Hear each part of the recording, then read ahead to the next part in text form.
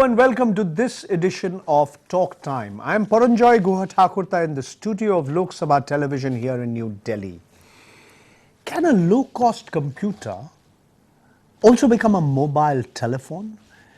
Can it be a source of not just education, but empowerment as well and entertainment on top of that? Is it possible to provide one laptop to each and every child on this planet and in India as well? These are some of the questions that we're going to discuss in this edition of the program, and let me welcome the guests who are here with me. I'm very happy to have with me here Mr. Rodrigo Arboleda Halabi.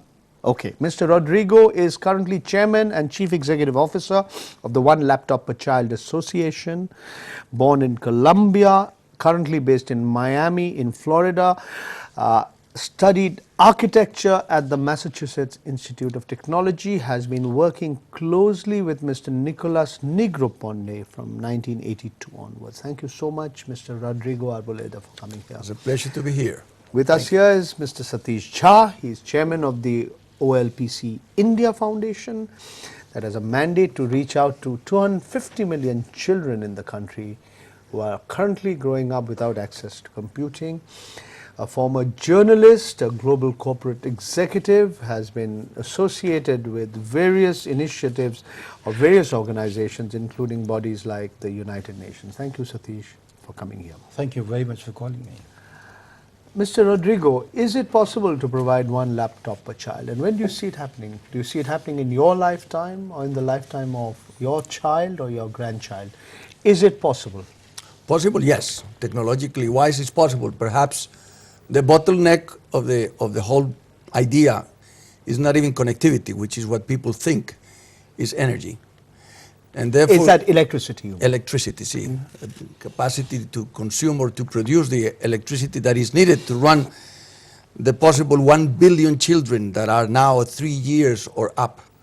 And so out of 7 billion people on this planet, 1 billion who are right now, you would categorize as people who you should target at giving a laptop, correct? Yes, this will be children of 3 years and up that unless something drastically different from what we're doing right now is done, they will remain for the rest of their lives in the same medieval oscurantism that their families and themselves have been subjected to. So that is the target. Okay, and you're saying the biggest challenge is not connectivity, it is not price, it is availability of energy, yes, availability of power, availability of electricity, correct? Yes, that's in our belief that's the key issue, because connectivity is improving so much because of satellite connectivity, but most important because fiber optics connectivity, that it is in the process and the trend is there and the momentum is there to make it happen. It is when you try to hook 1 billion children that either consume 35 watts per child, charging a computer as it is conceived today, which is more or less what your IBM or Lenovo or Dell or Hewlett-Packard computer will consume nowadays, or consuming less than 1 watt or 2 watts, which is what it will be needed in order to be able to reach these children without collapsing the electrical grid. Okay, I'm going to talk to you about this subject in greater detail, but I want to ask you one more question before I move on to Satish. If you look at the figures put out in World Internet Stats, you'll find out of 7 billion people on this planet, just a little over 2 billion people have used the internet even once. There is a huge digital divide. 2 out of 3 people on this planet have still never used the internet. And it's very skewed. This figure may be 70%, 80% in North America, parts of Europe, Japan, and it'll be as below 10% in Africa, barely 10% in India, maybe 40% or so in China. It's a very mixed picture and you see a huge digital divide. That's why our project is not a computer project. Our project is a movement towards social equality and social justice.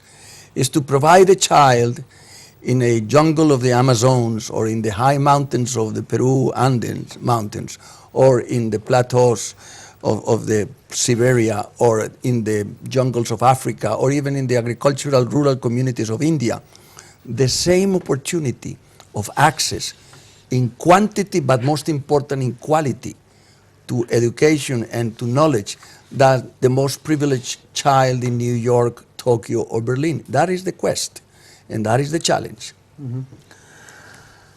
Mr. Jha, you've been working on this project for some years now. If I ask you to Yes. look at what is happening in India, in a sense, is what happening in India, is India in that sense reflecting what's happening in the world? We have sharp inequalities of income. We have about a third of our population who are considered to be below the poverty line. We can describe or define that poverty line in various ways. Access to power, access to energy. These are huge issues which are preventing. I mean, you know that today we have a situation where about you have almost 70% of your population with mobile phones. So out of 1.2 billion people, you have certainly 70 million or close to 75 million with mobile phones. But when you look at 800 billion. close to 800 million, but if you look at the number, there are many duplicate numbers, but if you look at roughly, you can say 700 million people are using mobile phones today. But access to computers, access to internet is a fraction of that. It's barely 10%, barely 100 million. I mean, the figures are ballpark figures. Yes. Reason is very simple. Computers require people to know how to read, write, type, and a different level of skills. And the 2011 census in India says 1 out of 4 persons in this country cannot read and write his own name, has to use a thumb impression on an official document. I would say only 1 in 10 is capable of using words and numbers to any effectiveness in this country. And I'll give you a very good example. We are a nation of 1,300 million people. 10% is 130 million people. Your organized sector has less than 130 million people in this country. That is one better measure of understanding what is our national capacity to use anything which is modern. So I would say that our challenges are for, number one, we understand a world which is unfolding in front of us as we are taught by the media for those who have been trained to understand, but we don't understand the poor. We don't understand the questions of development. We don't understand what their aspirations are. We don't know what they need. We impose our desires, our perceptions, our way of looking at them on those people. All right, let me stop you. 60 years ago, or more than 60 years ago, in 1947, when India became politically independent, a phone was a luxury. There was one phone for every 10,000 Indians. Even 50 years later, and after the sector had been deregulated, there was still one phone for 1,000 Indians. But from there till now, there's been a dramatic change. Today, phone tariffs are among the lowest in the world from being one of the highest. Today, in urban areas of India, there are more phones than human beings. And though, yes, there's a divide between the urban areas and rural areas, in one part of India, the urban areas, you have 90% or 100% plus connectivity. In rural areas, you have 30, 35, 40% connectivity. I mean, that's the huge divide. That will be with anything that you do in this country, because that divide is along the lines of income divide. But more than that, I would like to say that even if you look at what is our contribution as a nation in making these phones accessible to people, we did not create the technology. All we did was create barriers to using technology in our country for the benefit of people at large. And in other words, we delayed the deployment of cell phones as well. So it can be done, but it is not the question of any technology that comes will create the same divide. No, are you arguing? See, your project, you signed up to reach 250,000 children in the first quarter of 2009. You're targeting to reach 3 million by 2012. You want to eventually reach out to 250 million people. Is it possible to fast forward this process, as it happened in the case of mobile phones? Is it possible to have that sudden leap, as you've had in the case of mobile phones, where if you look at really the last 10 years, you've been doubling the number virtually every year?